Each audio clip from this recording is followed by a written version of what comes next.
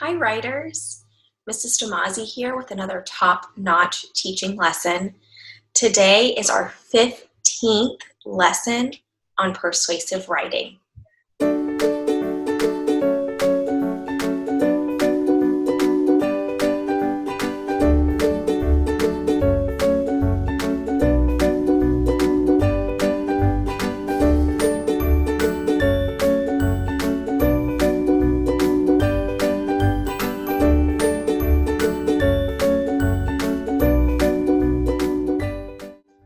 Friends, this is a really exciting day because you get to share your writing with the world. And in persuasive writing, usually you do this in a speech. So I'm going to tell you all the ways that you can prepare yourself before you give your speech or record your speech to share with the world. Before we get started, I'm sharing my screen so that you can see where we are in the writing process.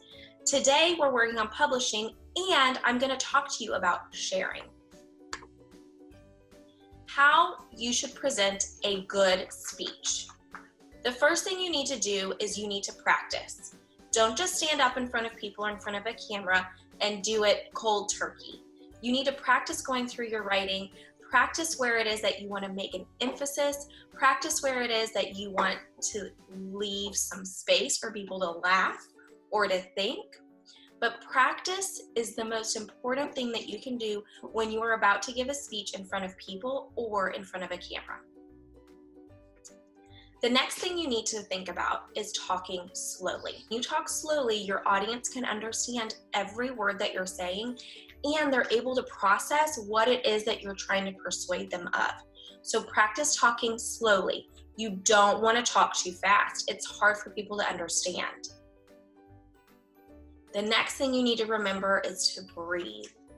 If you don't breathe, you're going to talk quickly and it's going to sound like you are just scared and you want to be finished giving your speech and you want it to be over.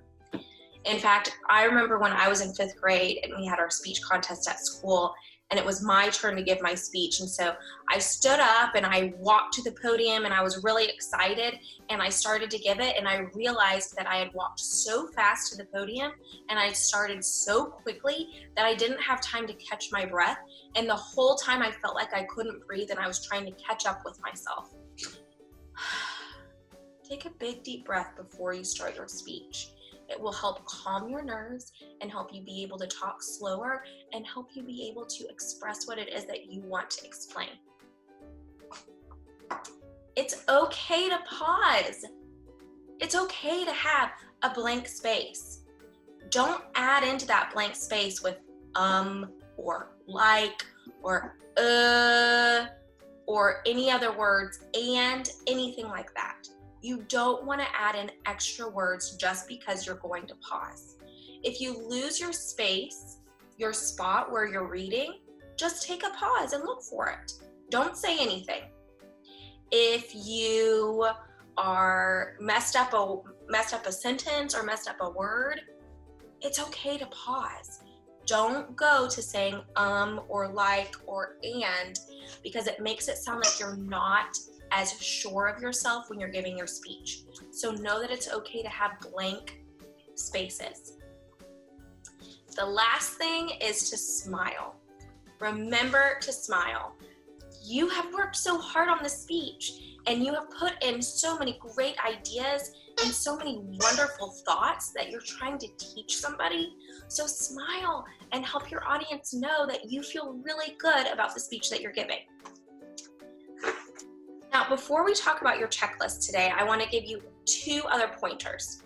When I give a speech, I like to write it on a note card. The reason I like to write it on a note card is because it's harder to lose your spot when you're reading from a note card because it's not as big as a piece of paper.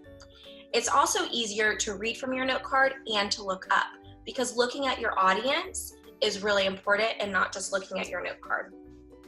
Your note card's smaller, so it's not going to take up your whole face. If you're giving a speech like this, it's not as good as if you're giving a speech like this.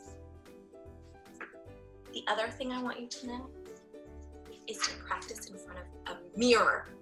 That sounds kind of silly, doesn't it? You want to see what you look like when you give a speech. What do your eyes do? What does your mouth do? What does your face do? Are you making a really yucky face, or are you smiling and you look pleasant? Practice in front of a mirror so you can see what it is that you look like when you're giving your speech. Okay, here's your to-do list today. Remember that great writers know that when they finish their writing, they publish it so they can share their writing with the world. So you can share your writing in two different ways. You can record yourself and send your recording out, or you can choose an audience for your speech. Then you're going to share your speech with the world. Before I sign off, I wanted to share with you the feedback that I received when I gave my speech. I gave my speech to Jackson Murphy and I received feedback. So enjoy listening to what it is that they think I can do better when I'm writing. Mrs. Damazzi, your speech was great. I love how you looked at your audience when you were giving it and how you talked slowly so I could understand you. My favorite part was when you talked about building that pavilion. I think I would like to go to a pavilion and sit under the pavilion and play games and watch people play. That would be so fun. I wish you had said maybe some board games that would be fun to have under the pavilion. When you add more detail to your writing, it helps me understand things better. Keep up the great work. Mrs. Damazzi, I'm still unsure why you didn't write about why cats, and specifically me, are important.